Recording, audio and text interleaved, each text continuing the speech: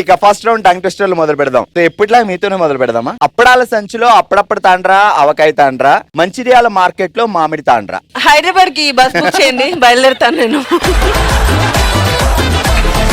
అది గుర్తుపెట్టాలంటే టైం పడుతుంది భార్గవ్ గారు. అయితే స్లోగా చెప్తా.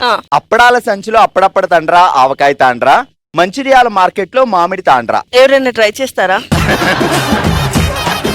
చెప్పండి. ఏం పేరు? ప్రీతి. ప్రీతి.